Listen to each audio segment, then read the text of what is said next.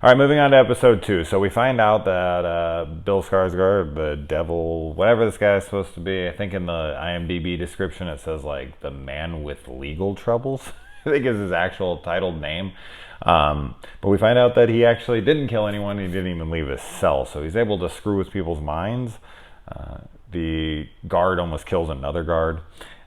So he is able to get in there somehow. To what extent, obviously, we don't know. How susceptible people are to it, who knows. And then we move to 1961 and we see this mascot committing suicide, a bunch of people committing suicide in the warden's house. We find out that this is a letter, the narration is a letter that was written by the warden to Alan, basically telling him the past history of the town and as I said, I think the mascot, he said it was his brother, and then a bunch of people died in his house, and he's telling him that he's like the only person that can stop what's to come, I guess. And so we see him building the cage somewhere around 90, 91 something. We see Bush on the TV, and his term was from 89 to 93. So somewhere in that area. I'm going to guess it was probably right before that kid was found, or just right after, somewhere. So like 91. So if this show's in 2018, I don't know, we don't really get a specific time that I saw, but if it is, then we got 27 years since then, which makes sense because the lawyer seems to be 30-ish, 35, 30, something like that. So 27 years would make about a little bit of sense.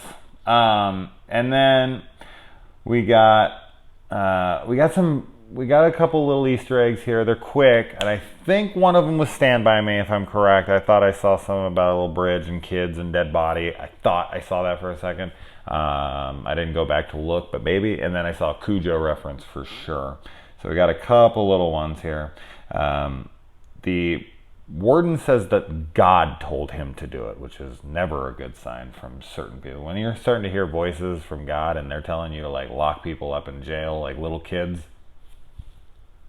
time to check yourself into the mental institution.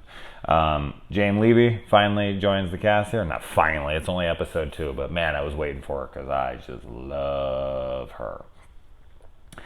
He said God told him to do it and that he locked up the devil. So he definitely believes that this little kid is demonic, or, the devil itself.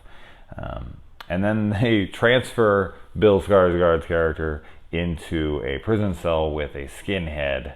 I don't know if that was just to like scare him, or they just didn't know where else to put him, or maybe they thought like maybe the guy would kill him and it would just like alleviate their problem. But they come into the cell in the morning and the guy is dead. When they cut him open, he is riddled with cancer everywhere. So this freaking dude has powers. He has the powers to manipulate your mind and screw with whatever's inside your body. So to what extent, we don't know. I mean, I guess he could just be using this power all over the place if he wants. I don't know, like, what's his end game? We don't know, of course. But he's staying in there for some reason. I feel like he could just break out if he wanted to. So he must have some reason to stay in there, I guess. Molly says that she's taking the drugs to like drown things out, and her sister makes a reference to like she has some kind of, not powers, but like I can't remember what she said. It kind of made me think like, are we gonna go Firestarter route here? Does she have those kind of telekinesis, or does she have any kind of stuff like that? So I don't know. We'll see about that. And I like how his bunkmate is dead. They leave this creepy dude in there, and his bunkmate ends up dead in the morning, and just no questions, no nothing. They just take the body. Everything's fine. I mean, yes, they find cancer, so it's not like he could have done that. He obviously did, but they wouldn't think so. We find out that the dog that the warden saw is the one who ended up taking his head and burying it. So I thought that was kind of funny. And that's about it. I mean, really, this episode was good. It just, it just raised a couple questions, and I didn't have a lot to say about it. I was just kind of like, okay, these are things that are going on. It's just little picks here and there, and a little Easter eggs. But I still haven't watched 3. I'm going to do that as soon as I'm done here. So I'll get to that, and hopefully I'll get to that episode tomorrow. All right, guys.